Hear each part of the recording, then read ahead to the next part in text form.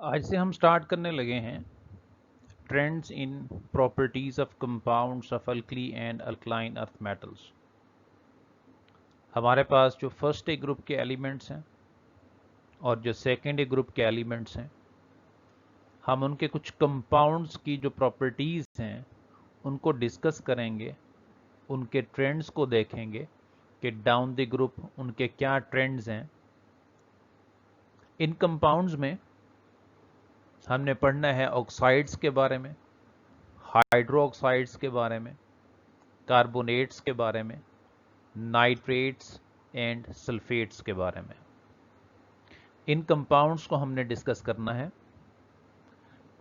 हमारा जो आज का लेक्चर होगा उसमें हम फर्स्ट टू कंपाउंड्स को डिस्कस करेंगे, means oxides and hydro oxides. तो स्टार्ट करते हैं हम हमारे पहले कंपाउंड से।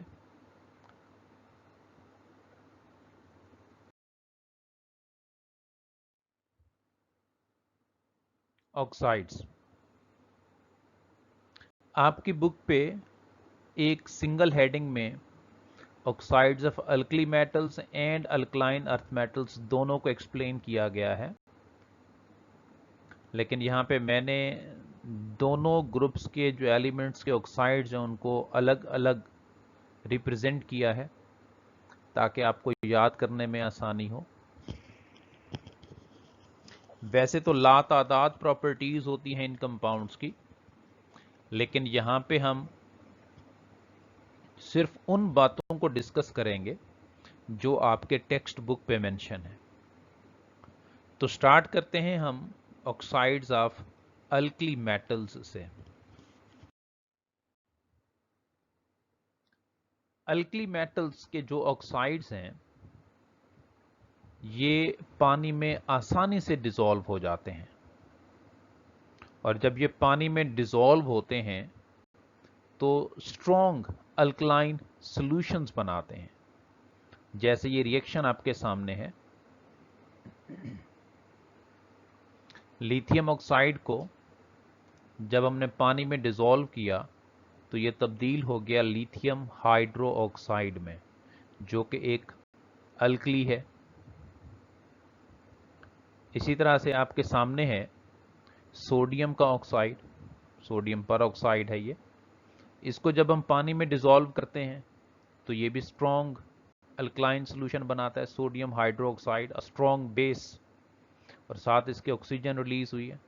दोनों रिएक्शन में जो डिफरेंस है वो किस वजह से है कि लिथियम जो है वो नॉर्मल ऑक्साइड बनाता है, और नॉर्मल ऑक्साइड को पानी में डाला तो सिर्फ हाइड्रो ऑक्साइड बना, जबकि सोडियम पर ऑक्साइड की फॉर्म में रिएक्ट कर रहा है, इसलिए हाइड्रो ऑक्साइड के साथ साथ ऑक्सीजन गैस भी खारिज हो रही है। दूसरा इसमें जो सबसे अहम कॉन्सेप्ट है, ये जो अल्कली मेटल ऑक्साइड्स को हम पानी के साथ रिएक्ट करवाते हैं, सेम यही ट्रेंड होता है अल्कलाइन अर्थ मेटल्स के केस में भी। मैं इस बात को यहीं एक्सप्लेन कर देता हूँ, वहाँ नहीं, इस बात पे हम डिस्कशन करेंगे। तो ये जो ऑक्साइड्स पानी के साथ रिएक्ट करते हैं, इनका रिएक्शन जो है वो एसिड बेस रिएक्शन कहलाता है। अमूमन केमिस्ट्री में हम दो तरह के रिएक्शंस कंसीडर करते हैं, एक होता है एसिड बेस रिएक्शन, दूसरा होता है रिडक्शन ऑक्सीडेशन रिएक्शन, या हम कहते हैं रेडॉक्स रिएक्शन। दोनों में डिफरेंस क्या होता है कि जो एसिड बेस रिएक्शंस होते हैं, जिन्हें हम न्यूट्रलाइजेशन रिएक्शंस भी कहते हैं, उनमें ऑक्सीडेशन स्टेट्स जो होती हैं एलिमेंट्स की, जो रिएक्टेंट में होती हैं वही प्रोडक्ट में होती हैं। ऑक्सीडेशन स्टेट्स पे कोई फर्क नहीं आता, मतलब कोई भी एलिमेंट ना तो रिड्यूस हो रहा होता है ना ही ऑक्सीडाइज हो रहा होता है। जबकि जो रेडॉक्स रिएक्शंस होते हैं उनमें लाजमी शर्त होती है कि कोई ना कोई स्पीशी ऑक्सीडाइज होगी और कोई दूसरी स्पीशी रिड्यूस होगी, उनमें ऑक्सीडेशन भी होगी, रिडक्शन भी होगी। यहां पे ऐसा कुछ नहीं होगा। जैसे आपके सामने ये रिएक्शन लिखा हुआ है, oxygen -2 plus H2O arrow 2OH negative. अब यहां पे आप ऑक्सीजन की ऑक्सीडेशन स्टेट देखें -2 है, اور آگے اگر آپ OH نیگیٹو میں بھی آکسیجن کی آکسیڈیشن سٹیٹ دیکھیں گے تو وہ بھی -2 ہوگی، ہائیڈروجن کی +1 ہوگی، آکسیجن کی -2 ہائیڈروجن کی +1، تو ریزلٹنٹ کیا بنا -1 جو OH نیگیٹو لکھا ہوا ہے۔ H2O میں اگر آپ دیکھیں تو ہائیڈروجن کی آکسیڈیشن سٹیٹ +1، 2 ہائیڈروجن ہے تو +2 ہو گئی، اور آکسیجن کی آکسیڈیشن سٹیٹ -2 ہوتی ہے، +2 -2 ریزلٹنٹ 0۔ تو مطلب یہ کیا ہو گیا، ایسڈ بیس ریئیکشنز جن میں oxidation states of elements same رہتی ہیں، ان میں کوئی چینج نہیں آتا۔ اس کے علاوہ یہ جو الکلی میٹل کے آکسائڈز ہیں، ہم نے کہا کہ یہ بیسک ہوتے ہیں، پانی میں اگر ان کو ڈیزولو کیا جائے تو یہ الکلیز بناتے ہیں، تو ان کا جو بیسک کریکٹر ہے وہ ڈاؤن دی گروپ انکریز ہوتا ہے، زیادہ ہوتا ہے، کیونکہ جتنی کوئی میٹالک کریکٹر زیادہ کرتی جائے گی اتنا ہی اس کا جو آکسائڈ ہے وہ بیسک ہوتا جائے گا۔ اب کیونکہ down the group metallic character میں اضافہ ہوتا ہے، سملرلی ان کے آکسائڈز کے بیسک کریکٹر میں بھی اضافہ ہوگا۔ اس کے علاوہ آپ کی ٹیکسٹ بک پہ پوٹاشیم سپر آکسائڈ کو ایکسپلین کیا گیا ہے ایک ایپلیکیشن کے حوالے سے، کہ اگر ہم پوٹاشیم سپر آکسائڈ کو بریدنگ ایکوپمنٹس میں ڈالتے ہیں، ایسے ایکوپمنٹس جو ہم سانس لینے کے لیے استعمال کرتے ہیں، جیسے سلنڈر ہیں سپوز لے لیں، جو سی ڈائیورز نیچے لے کے جاتے ہیں، یا ہم کوئی ایسی جگہ پہ کام کر رہے ہیں جہاں پہ آکسیجن کا لیول کم ہے اور وہاں پہ ہمیں سلنڈر لگانا پڑ رہا ہے، جو بریدنگ ایکوپمنٹس ہوتے ہیں ہمارے، ان میں اگر پوٹاشیم سپر آکسائڈ کو یوز کیا جائے تو اس کا کیا فائدہ ہوتا ہے کہ سلنڈر سے ہم نے آکسیجن لی، اس کو استعمال کر لیا، اور واپس ہم کیا بھیجتے ہیں، کاربن ڈائی آکسائڈ۔ تو سلنڈر میں یا اس ایکوپمنٹ کے اندر جو پوٹاشیم سپر آکسائڈ ہوگی، جو ہم کاربن ڈائی آکسائڈ خارج کریں گے وہ اس کے ساتھ ریئیکٹ کر لے گی۔ یہ آپ کے سامنے ریئیکشن لکھا ہوا ہے کہ پوٹاشیم سپر آکسائڈ اس کاربن ڈائی آکسائڈ کے ساتھ ریئیکٹ کر کے پوٹاشیم کاربونیٹ بناتی ہے، اور ساتھ کیا پیدا کر رہی ہے، آکسیجن۔ مطلب ہمیں فائدہ کیا ہوگا، ہم خارج کریں گے carbon dioxide, but due to potassium superoxide وہ کنورٹ کس میں ہو جائے گی، آکسیجن میں، اور ہمیں مزید آکسیجن ملے گی سانس لینے کے لیے۔ اس کے بعد ہیں آکسائڈز آف الکلائن ارتھ میٹلز۔ اس میں سب سے پہلے ہم بیریلیم کے آکسائڈ کی بات کرتے ہیں۔ اس پہ پہلے بھی ہم پڑھ چکے ہیں کہ بیریلیم کا جو آکسائڈ ہوتا ہے وہ ایمفوٹیرک ان نیچر ہوتا ہے۔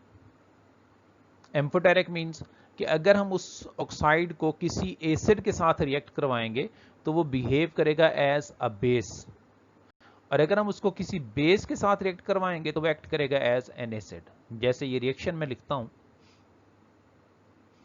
بیریلیم آکسائڈ کو میں نے ایسڈ کے ساتھ ریئیکٹ کروایا، تو یہ یہاں پہ بیریلیم آکسائڈ جو وہ بیس کے طور پہ بیہیو کرے گا اور بنا دے گا سالٹ اینڈ واٹر۔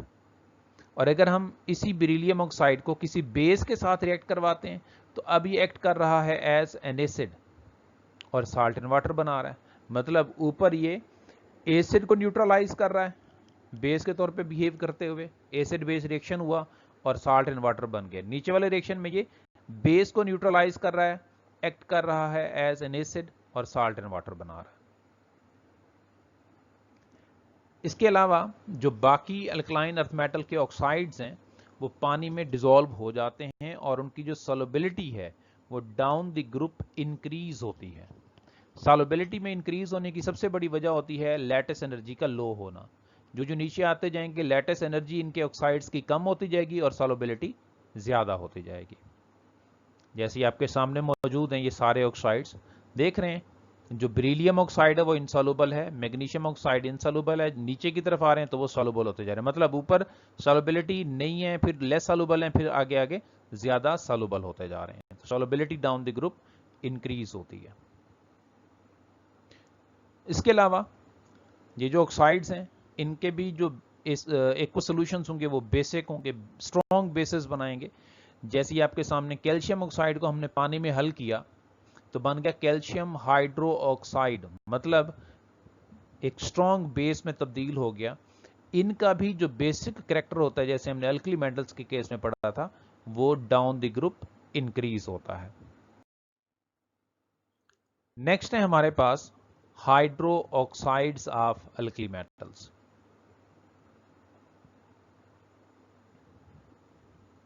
ये जो हाइड्रोक्साइड्स ऑफ अल्कली मेटल्स होते हैं ये क्रिस्टलाइन सॉलिड्स हैं और ये पानी में बहुत आसानी से और बहुत ज़्यादा सॉल्युबल होते हैं, सिवाय लिथियम हाइड्रो ऑक्साइड के, जो कि स्लाइटली सॉल्युबल होता है, बाकी सारे ज़्यादा सॉल्युबल होते हैं। इसके अलावा ये हाइग्रोस्कोपिक हैं। हाइग्रोस्कोपिक से मुराद ऐसे कंपाउंड्स जो मॉइस्चर को एब्जॉर्ब करते हैं, उन्हें हाइग्रोस्कोपिक कहा जाता है।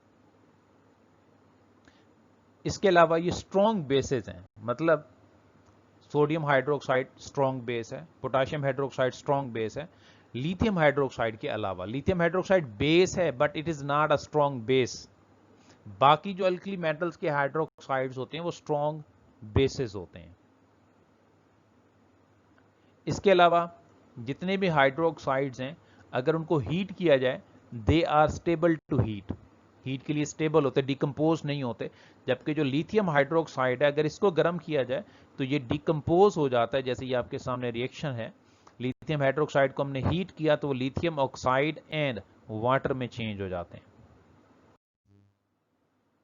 लास्ट पे हम डिस्कस करते हैं hydro oxides of alkaline earth metals. Alkaline earth metals के जो हाइड्रो ऑक्साइड्स हैं पानी में सॉल्युबल होते हैं, बट इनकी solubility down the group increase होती है। जैसे हमने oxides of alkaline earth metals को पढ़ा था।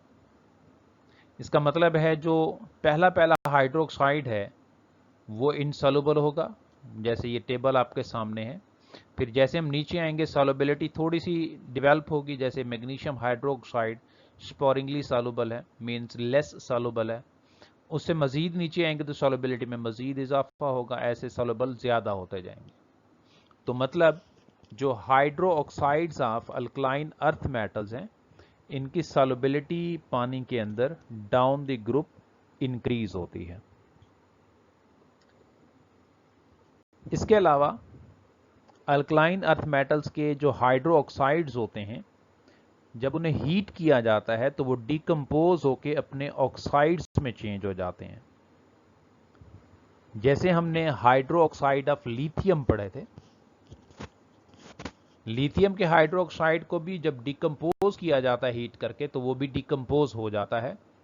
Same is the case with hydro oxides of alkaline earth metals. तो अल्कलाइन अर्थ मेटल्स के हाइड्रो ऑक्साइड को भी अगर हम हीट करेंगे तो वो भी आसानी से डिकम्पोज हो जाता है और लिथियम हाइड्रोक्साइड की तरह अपने ऑक्साइड्स में चेंज हो जाते हैं।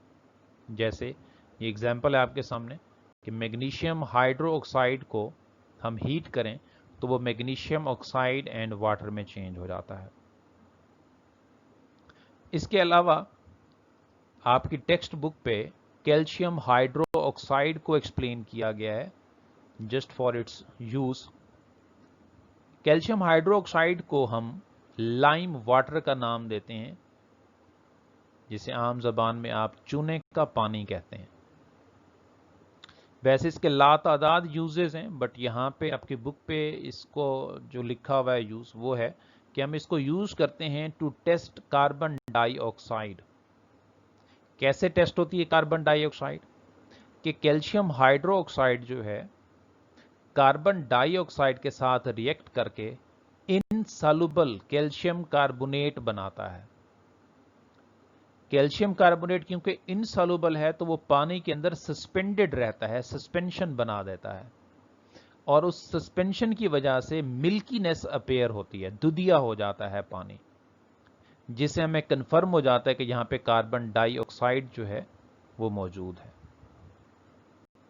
इसके अलावा मैग्नीशियम हाइड्रो ऑक्साइड, इसे मिल्क ऑफ मैग्नीशिया कहते हैं, और इसका इंपॉर्टेंट यूज क्या है कि हम इसको यूज करते हैं for the treatment of acidity of stomach.